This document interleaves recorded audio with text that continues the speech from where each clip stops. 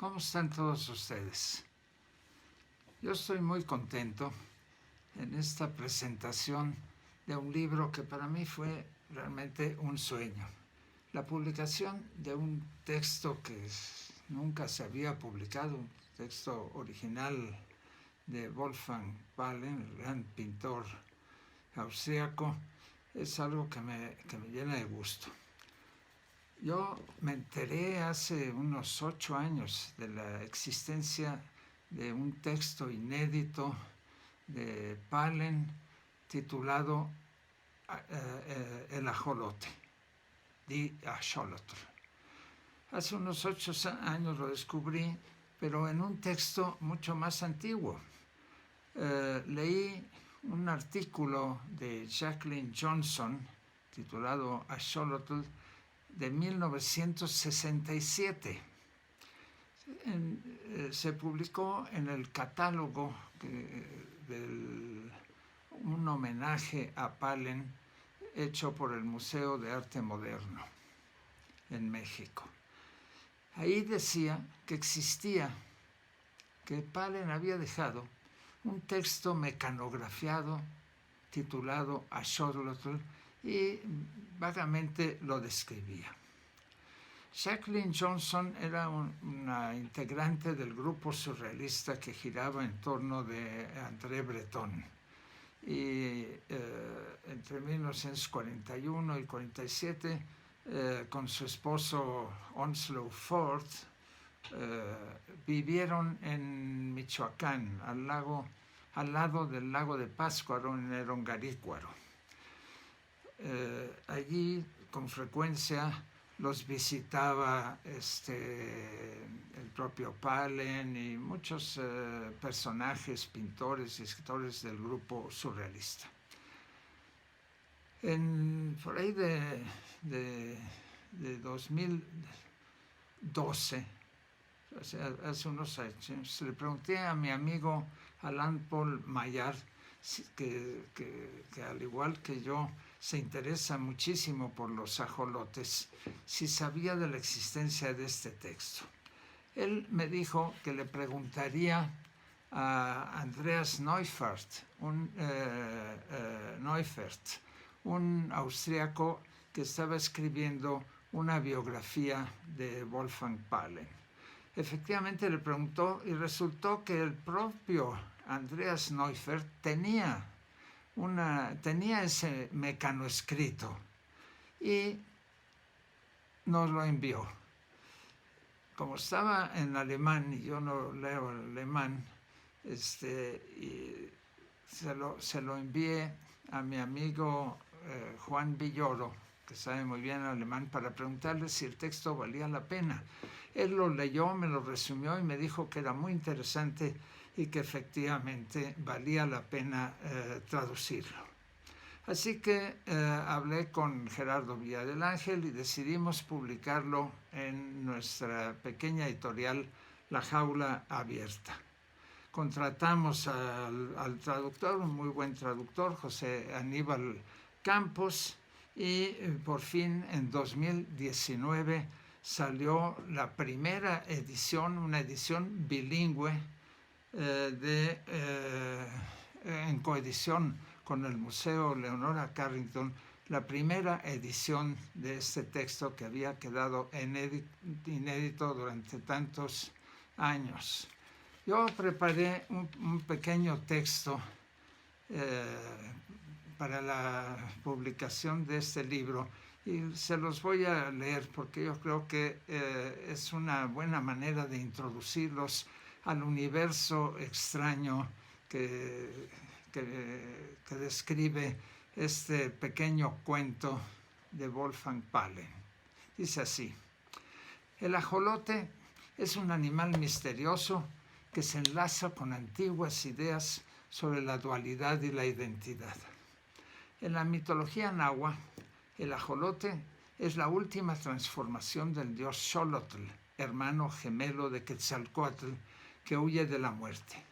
En el inquietante cuento de Pahlen, que vivió muchos años en México, el ajolote es la encarnación de una belleza primigenia en dos atractivas mujeres, Leandra y Leontina, que resulta que son gemelas idénticas. ¿Cómo definir la identidad de cada una de las gemelas? Este es el enigma al que nos enfrenta Palen cuando nos lleva al mundo gótico y porfiriano de una vieja hacienda perdida en algún apartado lugar de México. El ajolote en el cuento de Palen no es la polaridad de los opuestos, sino la dualidad que cinde y al mismo tiempo une a dos partes iguales. No hay manera de distinguir a los dos segmentos que son las dos bellas mujeres a las cuales ni siquiera en la intimidad sus respectivos esposos pueden identificar. En su dualidad, el ajolote tiene atrapada a la identidad. La disyuntiva a la que nos enfrenta el ajolote solo se puede resolver mediante un golpe de dados. Esa es la imagen que nos presenta Palen del ajolote, un extraño animal cuya duplicidad encierra el misterio que va a desencadenar la intriga que lleva al lector a un insólito desenlace. Palen nos ofrece una de las diversas encarnaciones literarias del ajolote en un hermoso cuento que ha permanecido totalmente inédito, como dije, hasta el día de hoy en que lo publicamos y que presentamos aquí por primera vez en una traducción al español acompañada del facsímil mecanoescrito del original alemán. Eso es todo, pues muchas gracias y espero que lean con gusto esta obra inédita de Wolfgang Palen.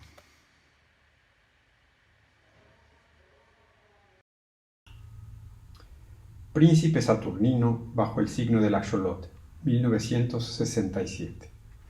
Wolfgang Palen se quitó la vida a cielo abierto, en las montañas de Tasco, la noche del 25 de septiembre de 1959. Si bien es cierto que el suicidio fija la silueta de un hombre de manera más definitiva que la muerte natural, también suele inducir retrospectivamente a interpretaciones biográficas abusivas. Quienes conocieron de cerca a Wolfgang Palen, como Jacqueline Johnson Onslow Ford, recalcan su luminoso apetito vital. Anfitriona suya en la hacienda de El Molino, Jacqueline se frotó con el señorial intelecto de Palen al coeditar a su lado el sexto y último número de Dean, revista donde firmó varias contribuciones. Hacia 1967, en ocasión de una primera exposición de homenaje a 8 años de la muerte de Palen, Jacqueline Johnson escribe una densa y sugerente reivindicación de su genio y figura. En ella coloca a Palen con instinto seguro bajo el signo del axolote.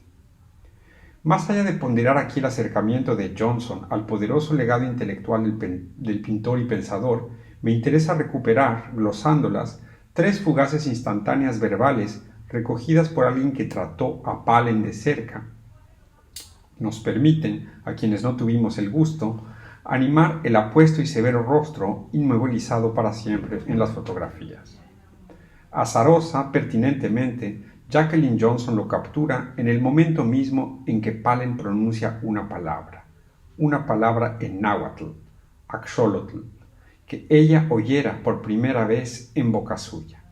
Y recuerda la voz, los párpados entrecerrados para que la mirada interior lo ayude a mejor traer al presente una enigmática criatura lacustre. Palen sitúa al axolotl entre las criaturas míticas y esa voz suya da repentina presencia al misterio. Abro comillas. Al misterio central en cada hilo de la realidad, en las identidades venideras, en los indicios de lo oculto. Cierro comillas. Con viva emoción, Johnson pinta la inocencia de los labios entreabiertos, la media sonrisa esbozada que le devuelven, abro comillas, el amor de Palen por la vida, su toma de partido por el mundo, su sentido de la existencia. Cierro comillas.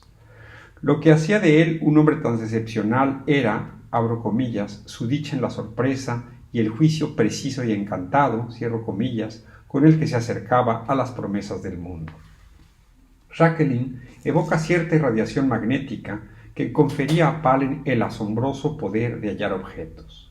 como en aquel paseo campestre al borde del lago, cerca de la antigua pirámide estragada, del que Palen volvió con 2 obsequios en la palma abierta, una esquirla iridescente de vidrio español y una cuenta de jade, larga y cuadrada, a la vez forma y substancia. Los había recogido donde los demás no encontraron sino huesecillos de conejo. Lado a lado, reconciliados en su mano franca, fragmentos de 2 mundos derruidos. Y luego está Palen, que discurre yendo de aquí para allá por el estudio de San Ángel, con esa prisa y pujanza suyas por abrir, por desgranar en la conversación el pensamiento. De la conversación esperaba siempre un intercambio, algo más que un mero pasatiempo. De pronto, un gesto mínimo y no obstante perceptible, un cambio sutil en el aire, la pausa fugaz en que, sin merme la intensidad, la mirada de Palen atendía a una distancia interior en la que se escalonaban diversos niveles de conciencia. Sus interlocutores veían, entonces, la silenciosa rectificación en la intuición de un nuevo pensamiento, redireccionamiento que arrojaba, nos dice Jacqueline, y abro comillas, un mejor alineamiento del significado, más riguroso y vivo que cualquier otro, la verdad de la poesía. El Axolotl de Wolfgang Palen, circa 1957. Ya tarde en su vida, torturado por un temperamento saturnino, Palen busca y encuentra solaz en la escritura de imaginación.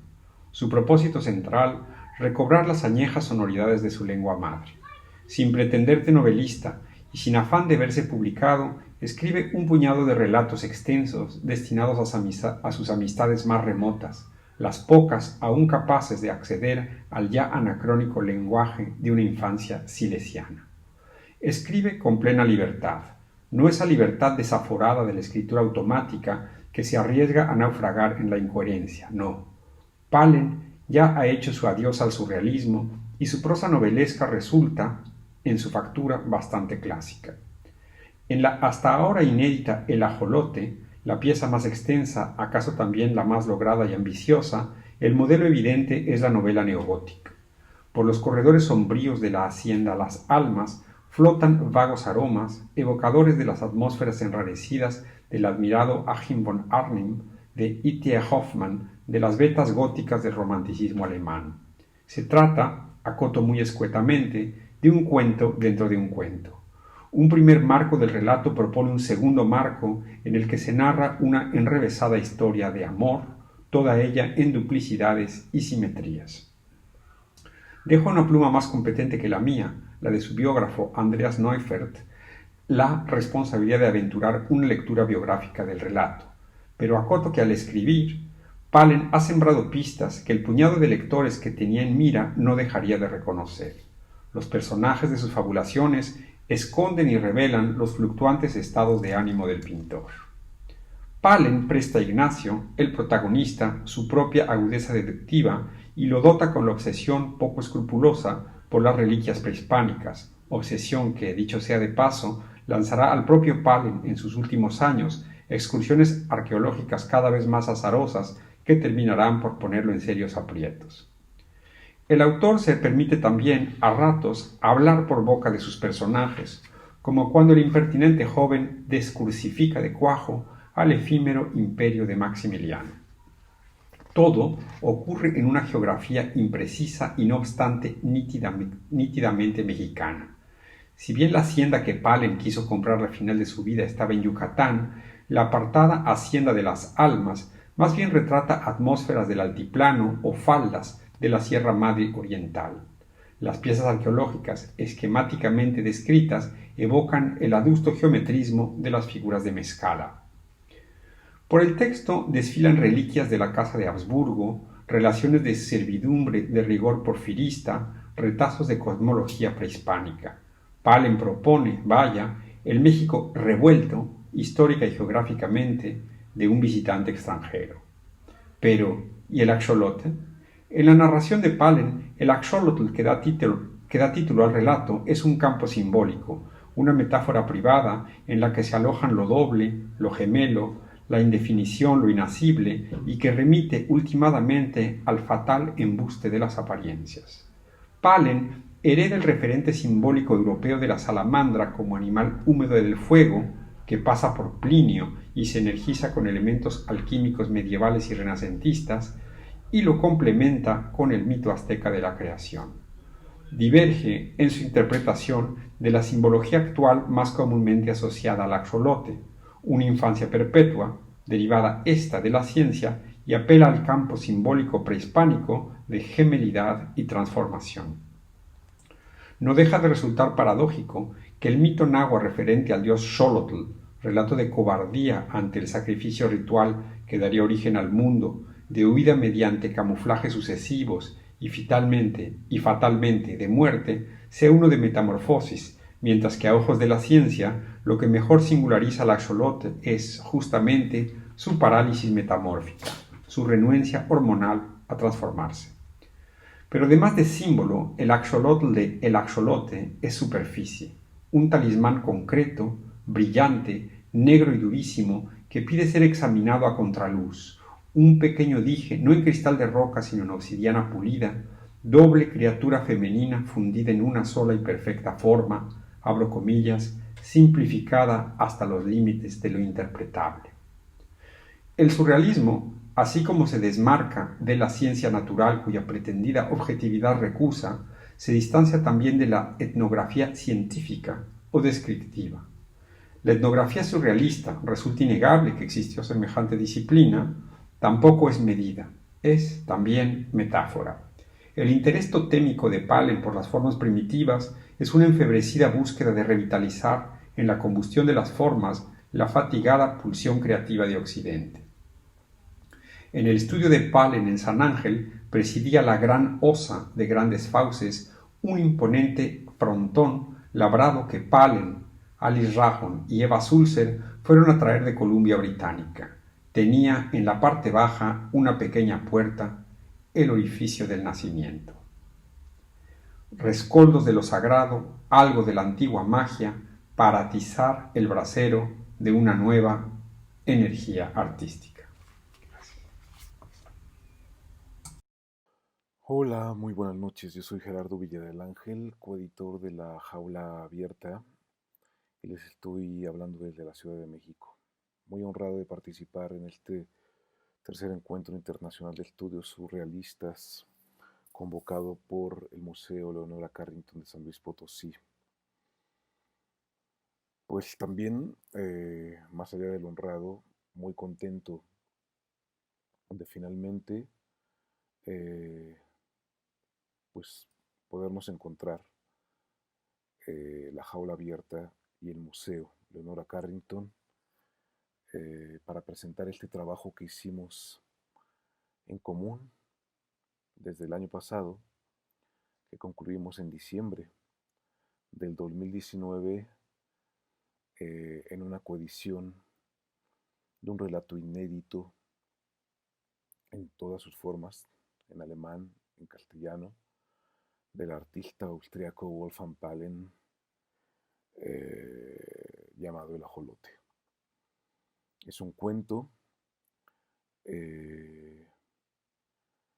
que llevamos a un volumen a propósito de los 60 años de la muerte de Palen en México. Finalmente, casi un año después de haber concluido ese trabajo, pues lo podemos estar ahora presentando, y eso es algo que a mí me llena de gusto, y que bueno, que les estamos participando ahora mismo. Ese es el motivo de esta reunión. No quiero alargarme más en estas palabras. Solo decir que hay 3 invitados más con nosotros, amigos de La Jaula Abierta, amigos del Museo Leonora Carrington, desde luego todos interesados en la figura de Wolfgang Palen y que, bueno, por lo mismo participaron en la hechura de nuestro volumen. Uno de ellos es el antropólogo Roger Bartra.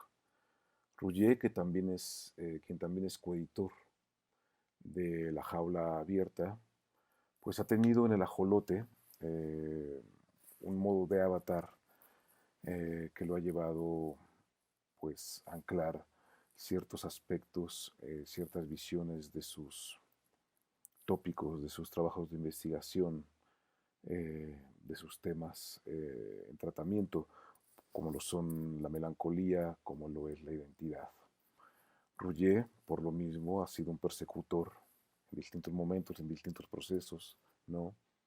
De el ajolote, de esa figura que también logró encontrarse en la obra de Palen y que desde luego no dejó atrás.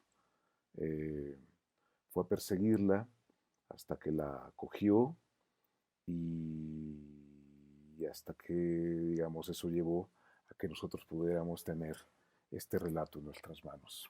Rouget, a quien le daré la palabra enseguida, nos va a contar cómo fue eso, cómo fue que se encontró con el ajolote de Palen y cómo es que pudo concluir en un libro como el que ahora presentamos. Después seguirá la participación de nuestro amigo, el escritor mexicano Alan Paul Mallard, quien vive en Barcelona y quien participa con una introducción en este propio volumen. Alan Paul hará una lectura de ciertos apartados de su prólogo para desplazarnos entre la vida, entre ciertos aspectos de la vida de Wolfgang Palen y entre ciertos aspectos interpretativos que él puede leer en el relato El ajolote. Y finalmente participa desde Berlín, ciudad en la que vive, el biógrafo de Wolfgang Palen, quien es Andreas Neufert. Andreas puso, y esto desde luego se lo agradecemos muchísimo, puso en nuestras manos el mecanoscrito, El ajolote, de Wolfgang Palen, que estaba entre sus archivos. Y bueno, sin ese apoyo hubiera sido imposible hacer esta edición. Andreas participa en este volumen con un prefacio y también con un estudio biográfico de Palen, ¿no?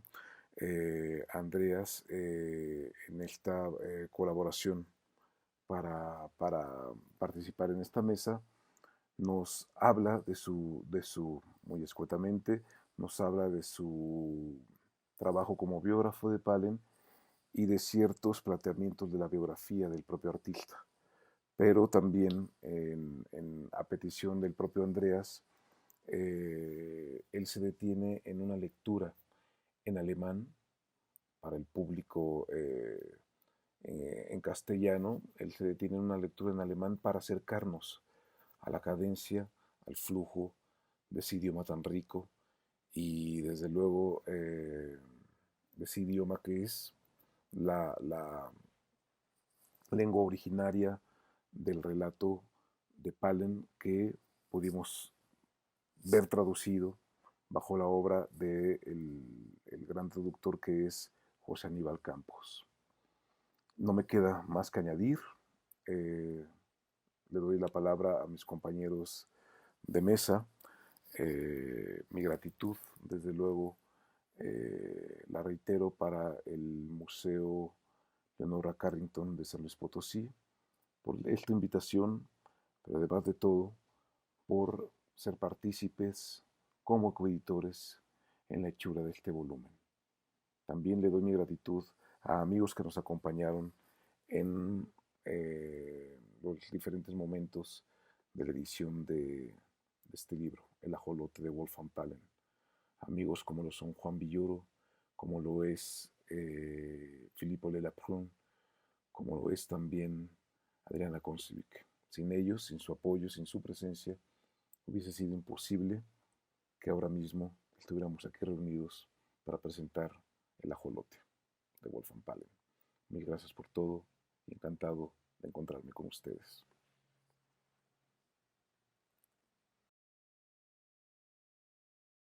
Hello everybody and good morning or good evening from Berlin. Well, thank you very much for letting me participate in this book presentation. And thank you, Gerardo Vila de Angel, Jorge Bartra, Jose Anibal Campos, and Alain Paul Mallard for making this happen. For me, it is an enormous satisfaction and a great joy, after all those years of working and publishing on Wolfgang Paalen as artist and philosopher, to see that we could finally break the wall to Paalen as a sophisticated prose author. And I truly hope that this is only the starting point or the starting signal for more publications of this format. To tell the truth, I myself came very late to read his late manuscripts, short stories, theater plays, and notebooks in the context of his biography, which I had started only to write in 2008.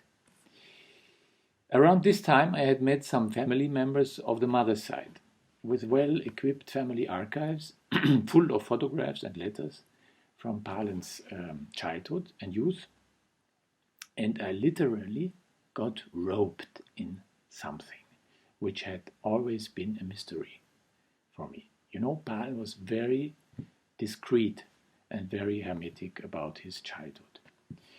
With these treasures, there was no getting away anymore. I had to write about his childhood and youth, which is always, I think, in any biography, the key for understanding a human soul in all its variety and complexity. And it was then when I came to his late prose writings in the biography that, especially in Der Axolotl, they opened up a strange and hermetic cabinet of phantoms who built up a world of specular reflections of his youth in midst of an hacienda in Yucatan. Some years before, I had visited the paintress Marie-Louise von Montesquieu in her house in Hampstead in London, next to Sigmund Freud's last residence and in the presence of Ernest Gombrich, another neighbor of the old Viennese circle. Marie-Louise, to whom the Axolotl is dedicated, she talked at length about her life with Elias Canetti, who both highly esteemed Paalen as a person and artist, her last visits in Mexico, and Paalen's plan to come back to Europe, or even Austria. Well, in the end, Mexico's conquering magnetism was stronger, and he stayed and wrote himself back into the inner worlds he, as he might have anticipated, wouldn't find any more in the outer world. Let me read now some excerpts in German, making you a bit familiar with the Burgtheater German, as we say here, referring to the peculiarity of the Viennese high German spoken in theaters, slightly chanting in the tone without falling into any regional idiom. I hope I can get it. Der Axolotl. Schien nicht der Mond auf San Ildefonso, so lag die Nacht dunkel über dem alten Bergstädtchen. Da leuchtete keine Laterne auf dem Hauptplatz unter der Kathedrale in den ersten Jahren nach der Revolution. Nur trübe Ölfunzeln und spärliche Petroleumlampen punktierten die nächtlichen Hügel und verloren sich im trichterförmigen Talkessel wie Grubenlichter in einem Bergwerk. Als ein Brückenkopf zwischen dem erzreichen Hochland und der tropischen Küste hatte die kleine Stadt manchen Sturm erlebt im 2. Jahrzehnt dieses Jahrhunderts, als Bedrücker und Befreier ihre Rollen so oft und eindringlich wechselten, dass zum Schluss niemand mehr die guten Mordbrenner von den Bösen zu unterscheiden wusste. Ganz zuletzt und aus heute unerfindlichen Gründen hatten die Einwohner verspäteten Helden endlich einen verzweifelten Widerstand entgegengesetzt, weshalb die letzte Eroberung denn auch besonders drastisch ausgefallen war, hielten es doch unsere Desperados ähnlich den Landsknechten des Mittelalters, welche das über die eroberte Stadt zu verhängende Ungemach nach den Belagerungsspesen bemaßen.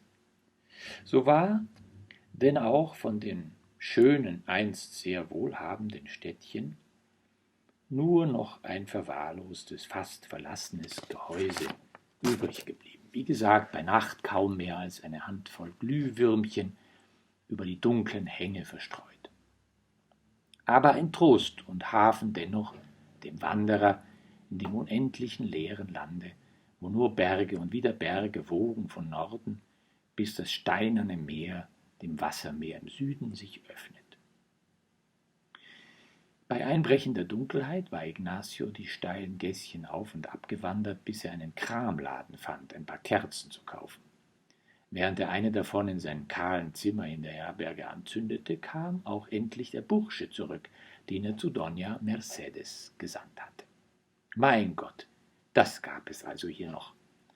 Sie lud ihn für morgen zum Tee ein, und er hatte gehofft, er würde mit einer kurzen Visite am Vormittag davonkommen. Immerhin hatte ihn der Freund in der Hauptstadt, als er ihm das Empfehlungsschreiben an die Dame mitgab, gewarnt. Doña Meche wäre durchaus Ancien Regime, und um irgendetwas bei ihr zu erreichen, müsse man einem porphyrianischen Stile weitgehend Rechnung tragen. Offenbar eine charakterfeste Dame. War sie nicht in San Ildefonso geblieben, während alle besseren Leute nach der Hauptstadt flohen? Sie stand wohl unter dem Schutz eines besonderen Engels. Vielleicht hatte sie auch Haare auf den Zähnen. Erzählte man sich nicht, sie hätte sogar den berüchtigten Jesus Salcedo abfahren lassen, als dieser große General sich in höchst eigener Person überzeugen wollte, ob es bei ihr wirklich nichts mehr zu holen gäbe. Nach einer fruchtlosen Haussuchung hatte er, so hieß es, der Signora mit seinem legendären Raubtiergrinsen zu verstehen gegeben, es sei doch wohl einer so gebildeten Dame nicht unbekannt, auf welche Weise ein gewisser Cortés allzu schweigsame beredt zu machen gewusst, wobei er seinen Adjutanten ominös in die Küche geschickt, ob die Kohlen im Herd noch glühten. Ihre des Weiteren zivilisierte, imponierende Antwort war wahrscheinlich apokryph, wie es große Worte bei historischen Gelegenheiten gesprochen zu sein pflegen. Jedenfalls brachte das Anekdötchen die Persönlichkeit der streitbaren Witwe in Relief und war denn auch der Tiger mit eingezogenem Schwanze davongezogen. Des Weiteren hatte sich Ignacio sagen lassen, dass die Signora sich und andere gerne daran erinnernd, die leibhaftige Nichte einer ehemaligen Hofdame der unglücklichen Kaiserin Carlotta zu sein, einen wahren Kultus triebe mit von der Tante ererbten diesbezüglichen Reliquien. So war er denn nicht allzu überrascht, als ihm Doña Mercedes den Tee in goldgeränderten Tassen kredenzte, auf welchen ein kapitales M prangte, und brauchte nicht erst zu fragen, um zu wissen, dass dies für nichts Geringeres stand, denn Maximilian. Weitere Maximilianer in dem muffig prätentiösen Interieur legten es ihm nahe, auf das Hobby der Dame einzugehen, und da, dachte er, sollte es nicht allzu schwer halten, über das Sammeln und Bewahren derartiger Souvenirs das Gespräch allmählich hinzulavieren auf den eigentlichen Zweck seines Besuches. So ließ er denn weitschweifige Rückblicke auf bessere Zeiten mit Engelsgeduld über sich ergehen und bewunderte restlos drittklassige Miniaturen, dubiose Schnupftabakdosen und endlosen sentimentalen Trödel, den die massige Dame in Schwarz unweigerlich mit einer glanzvollen, wenn auch tragischen Vergangenheit in Verbindung brachte. Armer Maximilian, ging es ihm durch den Kopf, ist es nicht merkwürdig, wie gerne sich das Erlöserideal diverser Rassen und besonders der dazugehörigen Weiblichkeit in goldhaarigen Lichtgestalten inkarniert? Da standest du nun, verkauft und verraten, am Ende des blutigen Regenbogens, den ein anderer Habsburg 3 Jahrhunderte zuvor geschlagen hatte, von einem Erdteil zum anderen, von der alten in die neue Welt. Auch du warst kein Indianerheiland, kein weiser Quetzalcoatl. Nicht einmal ein imperialer Adler warst du mit deinem unfertigen Profil, dem zu schönen Bart, um das wenige Kinn. Aber du warst ein letzter Prinz und wusstest zu sterben. Die Dame taute sichtlich auf. Ignacio war sehr manierlich und konnte außerordentlich jugendlich wirken, besonders wenn er Aufmerksamkeit und Respekt heuchelte. Er fing aber nachgerade an, sich im Stillen zu ärgern, waren doch seine wiederholten Anläufe auf sein Anliegen zu kommen jedes Mal am Wortschwall der Signora abgeprallt, die ihm immer wieder mit irgendwelchem monarchischen Quark dazwischenfuhr. So platzte er denn, als sie endlich einmal aus der Tiefe ihrer Reminiszenzen auftauchte, um Luft zu schnappen, ziemlich abrupt heraus mit der Frage, ob sie ihm nicht sagen könne, was aus gewissen Artefakten bzw. Figürchen oder Idolen geworden wäre, welche ihr verstorbener Gemahl angeblich im Gelände seines Bergwerks ausgegraben hatte.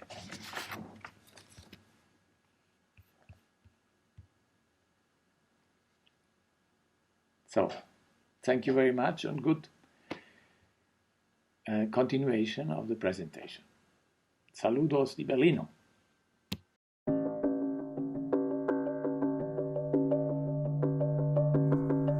El pintor Wolfgang Pahlen es conocido principalmente por sus pinturas surrealistas, pero también incursionó en las letras.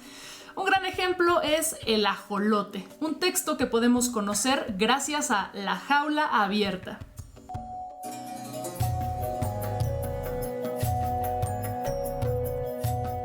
Entre las más recientes novedades del sello mexicano La Jaula Abierta se ha impreso El Ajolote, un relato flotante, con una atmósfera cargada por la fantástica psicología de uno de los creadores más fascinantes de la vanguardia surrealista que tuvo en México otro de sus escenarios vitales.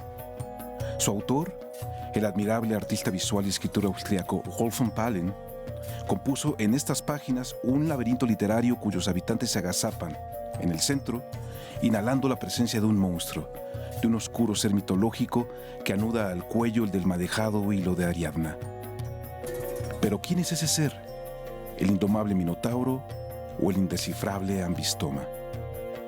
Der Axolotl, por su título en alemán, desenvuelve una trama de alegorías sostenidas por los caracteres más simbólicos de la mítica larva anfibia, ausente y a la vez omnipresente en esta obra que hasta hoy permaneció inédita.